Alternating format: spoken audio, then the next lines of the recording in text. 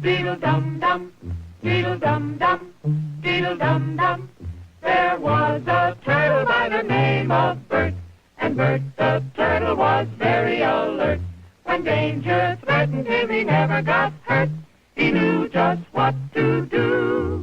He ducked and covered, ducked and covered. He did what we all must learn to do. You and you and you and you, duck and cover. Be sure and remember what Bert the Turtle just did, friends, because every one of us must remember to do the same thing. It was too expensive for the government to bring it in, so when they took the diesels, everything was shut down and they just filled up with water. I mean, you can see that with Swanton. Yeah. You can see that with the bulk of all of them that have had to pump that water. Well, I do have a question as far as I think it's all Sable, but there's one video that I have, and it's from 1968. And oh, I love that one. Yes, yes, yes. Why?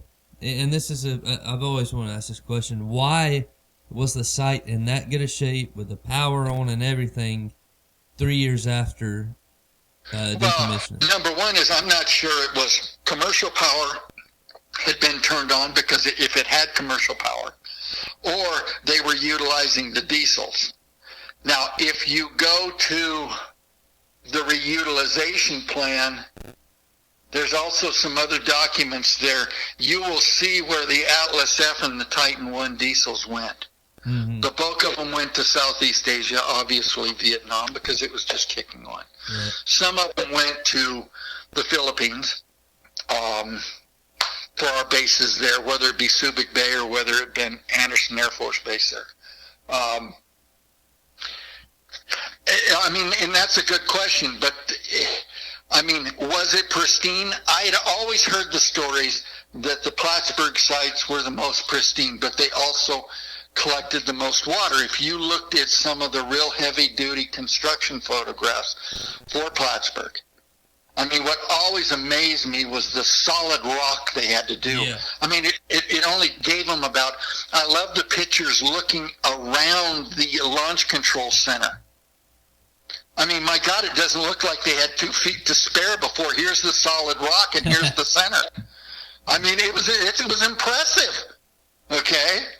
I mean, what is interesting, there are a few great videos.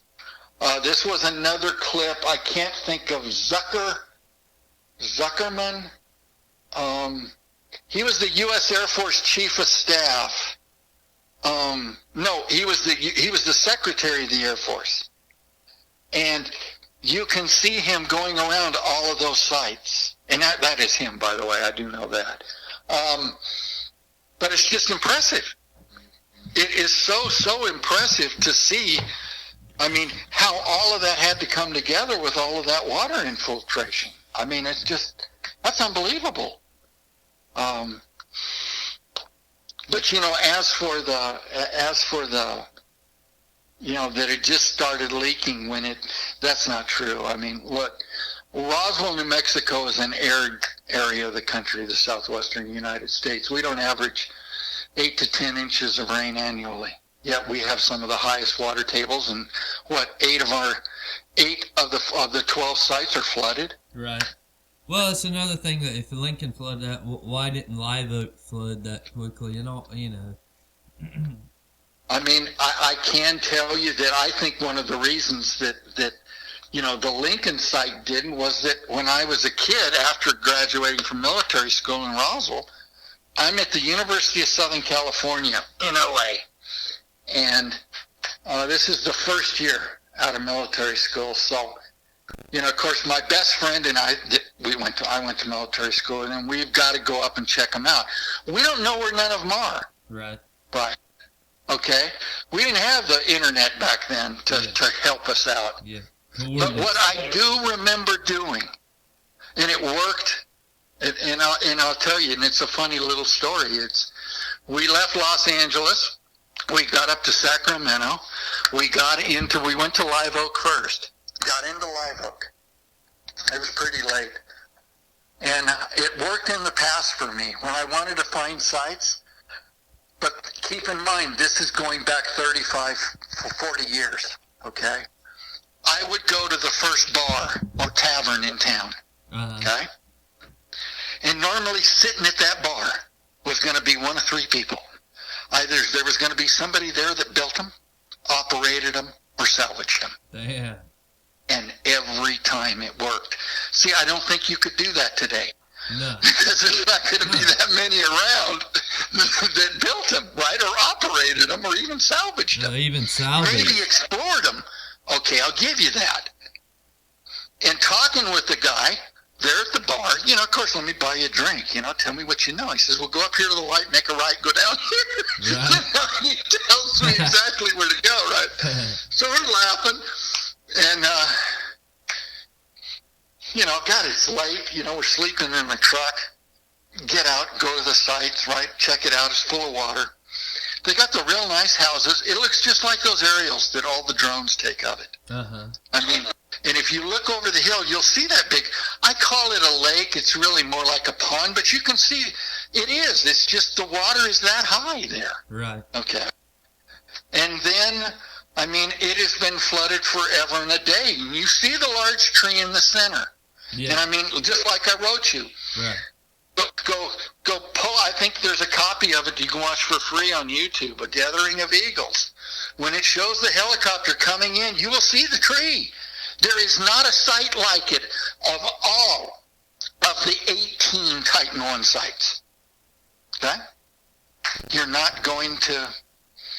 It's the only one that's got a tree in the middle. Now, why normally what they did, they made a giant drift down 40 feet for hundreds and hundreds or 1,000 feet in each direction. For some reason, they left that tree. For the longest time, I never could see it. But if you look on Siloworld for some of the operational photographs of Beale, I bought them from a guy. You will see the film crew up on some equipment next to one of the launchers, and you'll see the movie cameras. And that was taken during the filming of that. Now, here's a real piece of trivia. And of course, you know, they had the bombers at Beale Air Force Base, which, of course, those 3 California Titan 1 sites were associated with, right? Okay? Well, that alert facility for the bombers, it is the only one of the original launch or alert facilities that has a swimming pool. And why it has a swimming pool is because when the film crew finished filming at Beale for the sites, they put that pool in for the alert guys at Beale, and it's the only one like it that has a swimming pool because, you know, think about it. You know, you're on alert, and hell, man, I'm out in sunning, right? I'm not getting a tan. Right. I thought it was pretty cute. That's actually on the base. Yes, Oh, Beale Air Force Base outside of Marysville, California. Gotcha. And you'll see that one has.